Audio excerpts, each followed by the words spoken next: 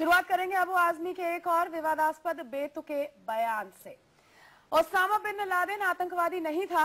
दुनिया का दूसरा मोस्ट वांटेड अपराधी दाऊद भी आतंकवादी नहीं है। ये हम नहीं कहते, ये समाजवादी पार्टी के नेता अबू आजमी का दावा है। अबू का कहना है कि केवल अमेरिका के कह देने से कोई आतंकवादी नहीं हो जाता।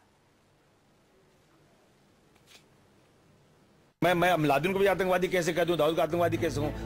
कुछ सुना आपने? क्या कह रहे हैं समाजवादी पार्टी के नेता अबू आजमी? सुनकर यकीन नहीं होता तो एक बार फिर सुन लीजिए। मैं लादेन को भी आतंकवादी कैसे कह दूं, दाऊद का आतंकवादी कैसे हूं? अब भी यकीन नहीं आता तो जनाब 2 बार सुनिए, 3 बार सुनिए, 4 बार सुन लीजिए। मैं लादेन को भी आतंकवादी कैसे कह दूं, दाऊद का आतंकवादी कैसे हूं? उसको पकड़ना, मुकदमा चलना चाहिए। अगर जो सरकारें बोले मुझे भी आतंकवादी कहा जा रहा है, मैं आतंकवादी हूं क्या? मुझे पकड़ा गया, 1 साल जेल में रखा गया अननेसेसरी। मुंबई में समाजवादी पार्टी के झंडा बरदार जनाब अबू आजमी का ये बयान जब भी आपके कानों में गूंजेगा, हर बार इस नेता के चेहरे में आपको दुनिया के सबसे खतरनाक आतंकी ओसामा बिन लादेन का हमदर्द नजर आएगा। हिंदुस्तान के सबसे बड़े दुश्मन अंडरवर्ल्ड डॉन दाऊद इब्राहिम का दोस्त नजर आएगा। समाजवादी पार्टी नेता अबू आजमी ने ओसामा और दाऊद इब्राहिम के बारे में ये विवादास्पद बयान सोमवार को इलाहाबाद में दिया। इस बयान से साफ है, दुनिया भले ही al Qaeda chief Osama bin Laden को आतंक का आका मानती रहे, भारत सरकार भले ही मुंबई सीरियल ब्लास्ट के मास्टरमाइंड दाऊद को अपना दुश्मन नंबर 1 मानती रहे, लेकिन अबू आजमी की निगाह में न ओसामा आतंक का आका था और न ही दाऊद इब्राहिम आतंकवादी है। जनाब की दलील है कि लादेन और दाऊद पर सिर्फ इल्जाम लगाए गए, एक भी इल्जाम कभी साबित नहीं हुआ। मैं लादेन को भी आतंकवादी कैसे कह दूं, दाऊद का आतंकवादी कैसे हूं? उसको पकड़ना, मुकदमा चलना चाहिए। अगर जो सरकारें बोले मुझे भी आतंकवादी कहा जा रहा है, मैं आतंकवादी हूं क्या? मुझे पकड़ा गया, 1 साल जेल में रखा गया अननेसेसरी। लगता है कि अबू आजमी कानून की किसी पुरानी किताब से बेगुनाही की दलील खोज कर लाए हैं। कहते हैं कि सिर्फ अमेरिका के इल्जाम लगाने से किसी को आतंकवादी कैसे मान लें। बिन लादेन को जिंदा पकड़ा गया होता तो शायद तो अमेरिका के बहुत सारे भेद खुलते कि अमेरिका ने कितनी जगह बिन लादेन को इस्तेमाल करके जो है आतंकवाद को बढ़ावा दिया है। पहले ये तो मालूम होना चाहिए। उसको इस तरह मार देना और लाश को गायब कर देना, ये बिल्कुल ठीक नहीं। किसी आदमी को मार देना, हाँ ऐसी सिचुएशन हो कि भाई मारने मरने के बाद तो मुठभेड़ कोई होती, ठीक है, लेकिन जिंदा पकड़ करके उसकी इंक्वायरी करना ज्यादा है। मैं अबू आजमी की बेतुकी दलीलें सुनकर कोई भी अपना माथा पीट ले। आप भी सोचेंगे कि देश की बड़ी सियासी पार्टी का कोई जिम्मेदार नेता भला इस तरह की ऊट पटांग बातें कैसे कर सकता है। अबू आजमी अमेरिका को गाली देना चाहते हैं तो शौक से दें, कोई इनकी जुबान पकड़ने नहीं आएगा। लेकिन कम से कम ये नहीं भूलना चाहिए कि लादेन ने 9/11 का हमला करके हजारों बेगुनाहों का खून बहाया था और दाऊद ने सीरियल ब्लास्ट करके मुंबई में मौत बांटी थी। लेकिन अबू आजमी को तो लादेन और दाऊद की शक्ल में शांति दूत नजर आते हैं। इलाहाबाद में पंकज चौधरी के साथ ब्यूरो रिपोर्ट, न्यूज़ 24। इसी मुद्दे पर बात करने के लिए हमारे साथ मुंबई से अब जुड़ रहे हैं हमारी संवाददाता प्रीति सोमपुरा। प्रीति, एक और बेतुका बयान अबू आजमी का, चोली दामन का साथ है लगता है विवादास्पद बयानों का और अबू आजमी का। कभी कश्मीर पर सवाल उठाते हैं तो कभी लोगों के आतंकी होने पर। अब ये वाला जो बयान है, इसे वाकई किस और अंदाज में देखा जा सकता है? साफ तौर पर कई ऐसे सबूत है जो ओसामा बिन लादेन को भी आतंकी बताते हैं और दाऊद को तो भारत का enemy number 1, most wanted number 1, उस पर आज कहना है अबू आजमी का कि वो आतंकी कैसे हो गया। अपर्णा, अबू आजमी जो है इसी तरीके के बयानों के लिए जाने जाते हैं। कहीं ना कहीं ऐसे ही विवादास्पद बयान वो इसके पहले भी दे चुके हैं, चाहे वो दाऊद के बारे में हो या कश्मीर के बारे में हो। उन्होंने इस तरह के बयान बार बार दिए हैं, लेकिन जब भी वो इस तरह के बयान देते हैं तो इसका राजनीतिक में हड़कंप में काफ़ी हड़कंप आ जाता है। और जाहिर सी बात है कि इस बार जो उन्होंने बयान दिया है ओसामा बिन लादेन और दाऊद इब्राहिम के बारे में, तो कहीं ना कहीं जो है राजनीति हड़कंप जरूर आएगा। बाकी पार्टियां जो है इनके इस बयान का काफी विरोध करेगी। प्रीति, क्या प्रतिक्रियाएं आनी शुरू हो गई हैं इस पूरे बयान पर?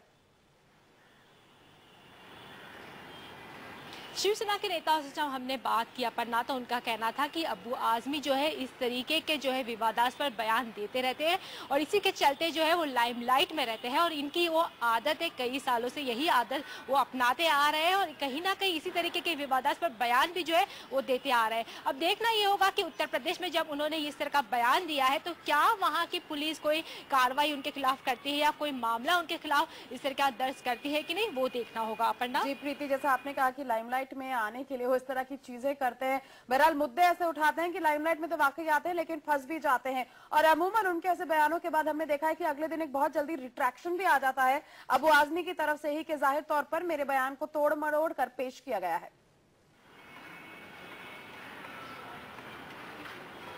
प्रीति जी अपर्णा, जाहिर सी बात है कि इलाहाबाद में इस तरह का बयान देने के बाद जो है साफ तौर पे जो है अबू आजमी ने ये कहा है कि उनके बयान आतंकवादी नहीं है। अमेरिका के कहने पे ऊपर जो है कोई भी आतंकवादी नहीं हो सकता। इस तरीके का विवादास्पद बयान जो है उन्होंने दिया है, तो कहीं ना कहीं फिर से एक बार जो है लाइमलाइट में आने के लिए उन्होंने ये कहा है, क्योंकि जाहिर सी बात है कि अगले 6 महीने में मुंबई महानगर पालिका के चुनाव होने हैं, उत्तर प्रदेश के चुनाव भी काफी नजदीक है। उसी को देखते हुए, ध्यान में रखते हुए उन्होंने फिर से लाइमलाइट में आने के लिए इस तरह का बयान दिया है। अपर्णा जी प्रीति, जैसे पहले बात हुई कि बाकी पार्टियों से किस तरह की प्रतिक्रिया आई है, राष्ट्रीय छवि के नेता इस तरह के बयान दे, वाकई उनको शोभा नहीं देता और जब भी वो विवादास्पद इस तरह के बयान देते हैं वो एंटी इंडिया होता है, भारत की छवि और भारत के ऑफिशियल स्टैंड से एकदम अलग वो बयान देते हैं। ऐसे में बाकी पार्टियों की बात तो बाद में होगी, लेकिन अपनी पार्टी के अंदर, एसपी के अंदर क्या किसी का बस नहीं चलता अबू आजमी पर कि कम से कम उनको रोका जाए, उनकी जबान पर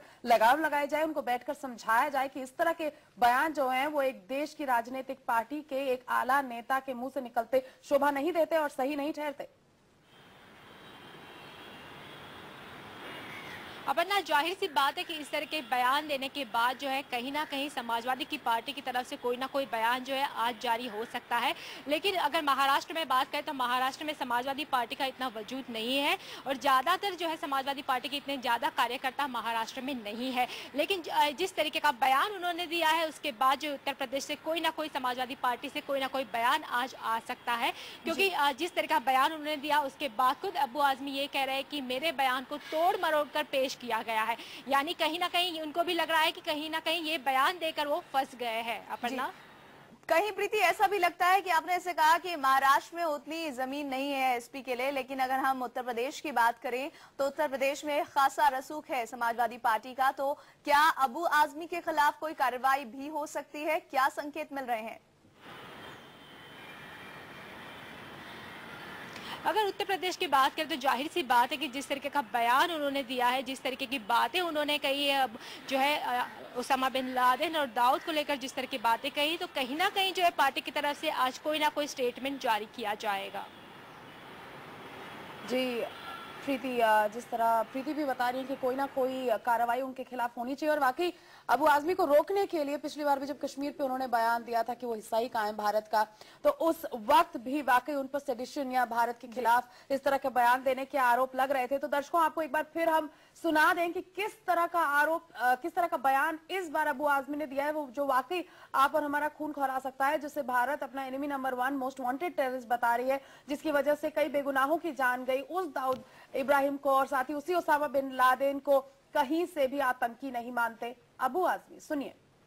मैं लादेन को भी आतंकवादी कैसे कह दूं, दाऊद को आतंकवादी कैसे हूं? उसको पकड़ना, मुकदमा चलना चाहिए। अगर जो सरकारें बोल रहे मुझे भी आतंकवादी कहा जा रहा है, मैं आतंकवादी हूं क्या? मुझे पकड़ा गया, 1 साल जेल में रखा गया अननेसेसरी। तो अबू आजमी अपने बयान के जरिए विवादों में आ गए हैं। प्रीति सोमपुरा, बहुत बहुत शुक्रिया जानकारी के लिए आपका। और इसी के साथ यहाँ पर न्यूज मॉर्निंग में लेंगे एक छोटा सा ब्रेक, लेकिन लौटेंगे कुछ और खबरों के साथ, कहीं मत जाइए।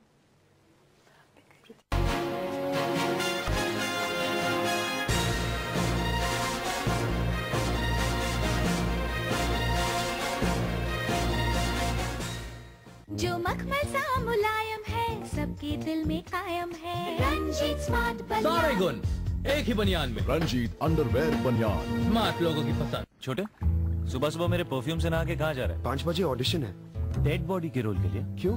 चेहरा तो सोप से धोया है। लॉन्ग लास्टिंग फेयरनेस के लिए Vaseline main face wash use करो मेरे भाई। नया Vaseline main face wash oil और डर्ट को क्लीन करे और इसका विटामिन B3 रखे चेहरे को फेयर ज्यादा देर तक। Long lasting fairness Vaseline main face wash से।